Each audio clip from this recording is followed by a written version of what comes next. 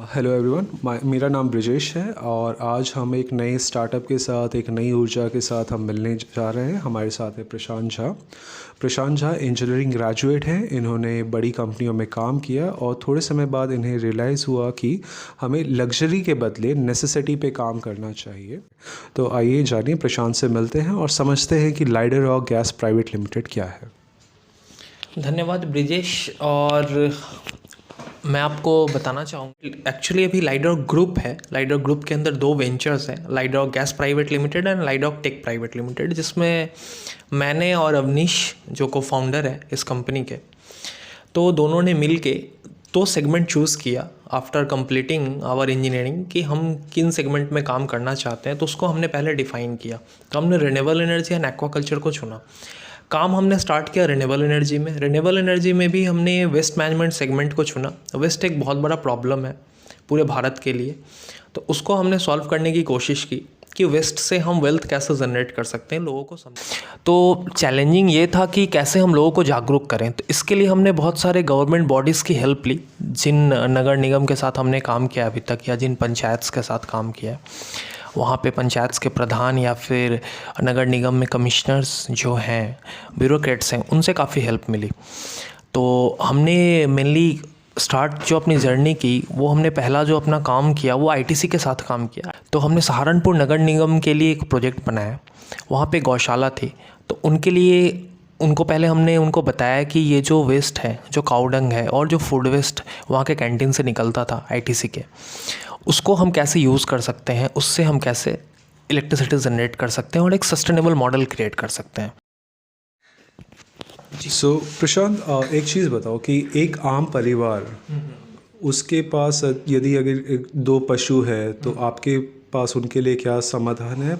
उसी तरह से अगर कोई एक समुदाय रहता है जहाँ पे आपके पास बल्क में प्रोडक्शन होता है, एक गांव है, कस्बा है, तो उनके लिए आपके पास क्या क्या समाधान है?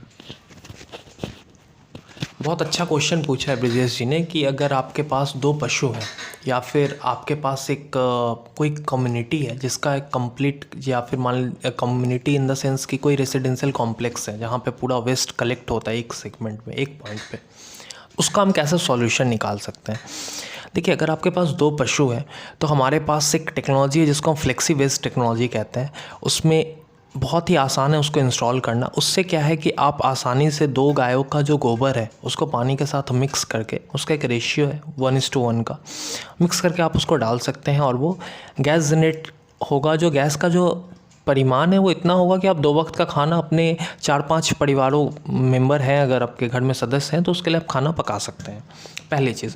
दूसरी चीज़ ये है कि कम्युनिटी है अगर, तो कम्युनिटी का अगर वेस्ट एक जगह पे अगर हम कलेक्ट करके लाते हैं और उसको हम सेग्रीगेट करते हैं, सेग्रीगेट करने के बाद जो वेस्ट का अमाउंट है वो अगर अच्छा खासा है, क्योंकि देखिए इसमें सबसे इम्पॉर्टेंट जो चीज़ है वो मैं आपको बताना चाहूँगा कि वेस्ट का अमाउंट है कि कितना वेस्ट हमारे पास है। सपोज़ अगर आपके पास 1 किलो या 2 किलो वेस्ट है तो वो फिर आपके लिए सस्टेनेबल होना मुश्किल है। तो उसके लिए हम सजेस्ट करते हैं कि आप उसका कंपोस्ट बना लें, ऑर्गेनिक खाद बनाएं अपने घर के अंदर, लेकिन उसको फेंकें ना, उसको यूज़ करें। तो ये आपने बहुत सही चीज़ बोली कि जैसे एलपीजी के कॉस्ट बहुत ज़्यादा बढ़ रहे हैं, और ये एक बड़ी अचंभी सी बात बोली कि गाय के गोबर से बिजली बनाना, ऐसा आपने कहाँ पे किया है और उसमें क्या, कितनी गाय चाहिए और कितना गोबर प्रतिदिन चाहिए?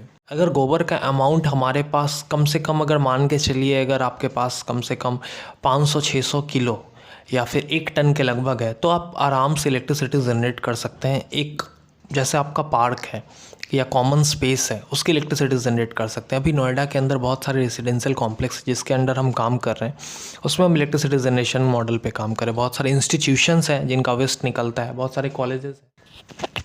और जैसे आपने यूनिवर्सिटी की बात की, मेस की बात की, रिसेंटली हमें पता चला कि आपने शारदा यूनिवर्सिटी में एक अच्छा प्रोजेक्ट लगाया है। उस प्रोजेक्ट के बारे में थोड़ा कुछ हमें बताइए।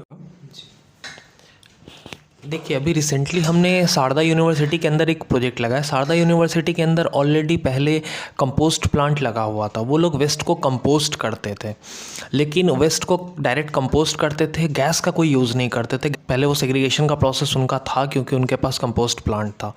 उसके बाद हमने उनका बायोगैस का प्लांट सेटअप किया। जो कैपेसिटी की आप बात कर रहे थे ब्रिजेश, तो कैपेसिटी उनकी 15 मीटर क्यूब पर डे की है और उस गैस से वो इलेक्ट्रिसिटी जनरेट कर रहे हैं। और उनका एक हॉर्टिकल्चर डिपार्टमेंट है जिसमें काफ़ी सारी लाइट्स जल रही हैं, जिनका बिजली का बिल वो आज बचा रहे हैं इस गैस से यूज़ करके। और इन केस अगर इलेक्ट्रिसिटी अगर उनको यूज़ नहीं करना है तो उसके लिए भी हमने उनको प्रोविज़न्स दे के रखा है कि हमने बर्नर्स प्रोवाइड किया है, ताकि बर्नर्स पे आप उन कुकिंग कर सकते हैं, उस गैस को यूज़ कर सकते हैं। चलिए, ये तो आपने एक बहुत अच्छी बात बताई कि मेस का खाना जो हमारा बर्बाद जाता था, उससे आप खाद भी बना रहे हैं, आप इलेक्ट्रिसिटी भी बना रहे हैं, और ज़रूरत पड़े तो उससे आप गैस को यूज़ करके आप अपना खाना भी पका सकते हैं। इसमें क्या कंपोजिशन बायोगैस में होता क्या है, और इसको बायो सीएनजी बोलते क्यों हैं?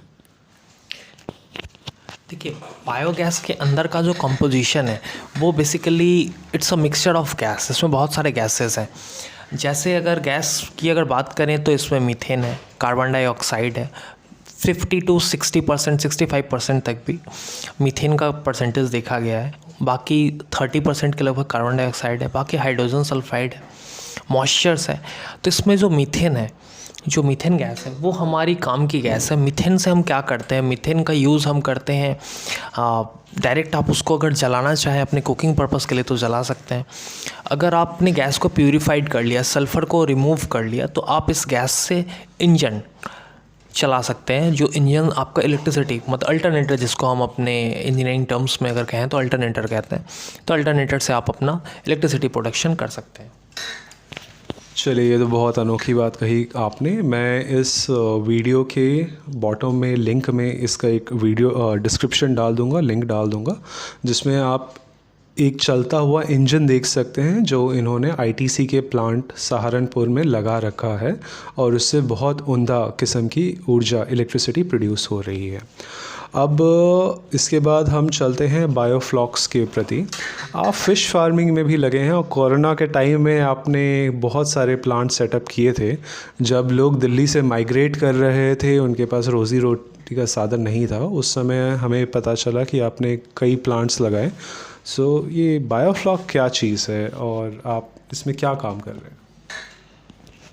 देखिए, बायोफ्लॉक बेसिकली एक्वाकल्चर फील्ड के अंदर बायोफ्लॉक एक टेक्नोलॉजी है, फ़िश फार्मिंग टेक्नोलॉजी। ये इजराइल बेस्ड टेक्नोलॉजी है, तो इसको इंडिया में हम स्केलेबल करने की कोशिश कर रहे हैं। कि नॉर्मल एक फार्मर है, उसके पास ज़मीन होती है, लेकिन वो फार्मिंग करके उस ज़मीन पे खेती करके उसको वो पैसा, वो कॉस्ट उसका आ नहीं रहा है जो कॉस्ट वो डिज़र्व करता है। तो इसके बारे में हमने सोचा। हाँ, इसमें एक सबसे इम्पॉर्टेंट चीज़ ब्रिजेश जी मैं आपको बताना चाहूँगा, वो है कि इसको प्रॉपर ढंग से करना पड़ेगा। इस टेक्नोलॉजी के बारे में लोगों को पता नहीं है, और पैरामीटर्स जो होते हैं पानी का, उसको मेंटेन करना बहुत टफ़ जॉब है तो बहुत आसान, लेकिन अगर ध्यान से ना करें तो वो टफ़ लगेगा, और वो बहुत इम्पॉर्टेंट टास्क हो जाता है। वो अगर लोगों को पता है तो वो बहुत अच्छा अर्न कर सकते हैं कम इन्वेस्टमेंट के साथ। और बहुत सारी सरकार की मैं आपको बताना चाहूँगा स्कीम्स भी है, प्रधानमंत्री मत्स्य योजना के नाम से बहुत सारी स्कीम्स उन्होंने की है, जिसमें गवर्नमेंट आपको सब्सिडीज़ भी देती है। मतलब सरकार आपको पैसा भी देती है, सरकार आपको सपोर्ट भी कर रही है। डिफरेंट स्टेट गवर्नमेंट्स की अपनी पॉलिसीज़ हैं, उसके लिए आपको नोडल एजेंसी से जाके बात करनी पड़ेगी। वो आपको बहुत इस मामले में मदद करेंगे। बहुत ही प्रॉफिटेबल बिज़नेस है। कोई एक नॉर्मल किसान फार्मर जिसके पास बहुत ज़्यादा आय का स्रोत नहीं है, बहुत ज़्यादा पैसा नहीं है, कम पैसे में अगर शुरू करना चाहे तो वो स्टार्ट कर सकता है। हमने सुना है कि बायोफ्लॉक के पानी से आप खेती भी कर सकते हैं। ये क्या नया तरीका है जिसमें हम बिना मिट्टी का उपयोग किए मछली के पानी से हम सीधा एक्वाकल्चर, जिसमें मछली के पानी को यूज़ करके हम खेती कर रहे हैं? इसके बारे में थोड़ा कुछ बताइए। देखिए, ये अभी अगर हम बात करें तो ये कंप्लीट सस्टेनेबल मॉडल पे हम काम कर रहे हैं कि कोई भी चीज़ हमारा वेस्ट ना हो। एक्वाकल्चर के अंदर, बायोफ्लॉक के अंदर जो स्लज निकलता है वो काफ़ी फर्टाइल होता है, तो जिसकी वजह से क्या है कि आराम से उसको हम अगर रिसाइकल करके अपने फार्मिंग में काम में लगाएं, जैसे हम बायोगैस में करते हैं कि जो बायोगैस के अंदर जो फर्टिलाइज़र निकलता है डे टू डे बेसिस का, उसको हम फार्मिंग में काम में लगाते हैं। तो यहाँ पर भी हम उसको फार्मिंग में काम में लगा सकते हैं। तो ये मॉडल पे हम काम कर रहे हैं। प्रशांत, आप बायोफ्लॉक सेटअप करने के अलावा और क्या सपोर्ट प्रोवाइड करते हैं? यदि किसी के यहाँ आपने बायोफ्लॉक लगा दिया या ऐसा कोई व्यक्ति जो और कहीं और से उसने अपना बायोफ्लॉक लगा रखा है, तो इस तरह के लोगों को आप क्या सपोर्ट प्रोवाइड करते हैं? देखिए, बायोफ्लॉक के अंदर जो टेक्नोलॉजी है उससे लोग अवगत नहीं। वो हमारा सपोर्टिंग सिस्टम जो है कम्प्लीटली ऑटोमेटेड है। हम उनके पैरामीटर्स को डे टू डे बेसिस पे जो फार्मर्स हैं या जो बेनिफिशरीज़ हैं उनके पैरामीटर्स को हम कलेक्ट करते हैं। उसमें देखते हैं कि सारे parameters up to the mark हैं या नहीं है। अगर पैरामीटर्स में कहीं पे कोई पैरामीटर अगर कम या ज़्यादा है तो उसको कैसे मैनेज कर सकते हैं, इसका सॉल्यूशन हम इंस्टेंट उनको प्रोवाइड करते हैं। एक बार सीख लेने के बाद इस तकनीक के बारे में फिर वो अगले हार्वेस्टिंग से उसको काम में लगा सकते हैं। प्रशांत, सबसे ज़्यादा दिक्कत आती है, आपने प्रोडक्शन कर लिया, कल्टीवेशन कर लिया, उसके बाद मार्केट ढूंढने में। जी। एक आम किसान जो ये सब चीज़ें कर रहा है उसको मार्केट तक पहुंचने में दिक्कत आती है। सो आपकी संस्थान मार्केट के प्रति, सेलिंग के प्रति और क्या कोई सपोर्ट प्रोवाइड करती है या इसमें कैसा आप काम कर रहे हैं? देखिए, सेल्स का मैं आपको बताऊं क्या है कि 2 तरीके से हम काम करते हैं, मतलब मछली के सेल्स में। एक तो ये है कि आप सीधा हमसे जुड़े हैं, आपका जो भी प्रोडक्शन होगा वो हम बाई बैक कर लेंगे, हम आपसे ख़रीद लेंगे एक बेस प्राइस पे। ये एक तरीका है। दूसरा है, बहुत सारे लोग इस तरीके से हमारे साथ जुड़ते हैं कि मार्केटिंग का उनको किसी भी तरीके की टेंशन नहीं है। उनको पता है कि कहाँ मार्केट में, किस मार्केट में हमें बेचना है और हमें कहाँ बेस्ट प्राइस मिल सकता है। आप अपने नियर बाई मार्केट में या किसी बड़े मार्केट में ले जाके उसको सेल कर सकते हैं। सो प्रशांत, आपने तो ये बहुत अच्छी बात बताई कि आप किसी को बायोफ्लॉक सेटअप लगाने में मदद कर रहे हैं, यदि किसी के पास सेटअप है उसको आप चलाने में मदद कर रहे हैं, और यदि किसी के पास सेटअप लगा है और उसको बेचने में दिक्कत आ रही है तो आप उसको बायबैक की फैसिलिटी प्रोवाइड कर रहे हैं, एज वेल एज मार्केट में मार्केटिंग की नॉलेज ट्रांसफ़र कर रहे हैं। It's a very nice effort. Thank you Prashant, आपको बहुत अवार्ड मिले हैं Indraprastha University, and this is by West Bengal government, जो कोविड के बीच में आपने बहुत अच्छे अच्छे प्लांट्स लगाए थे।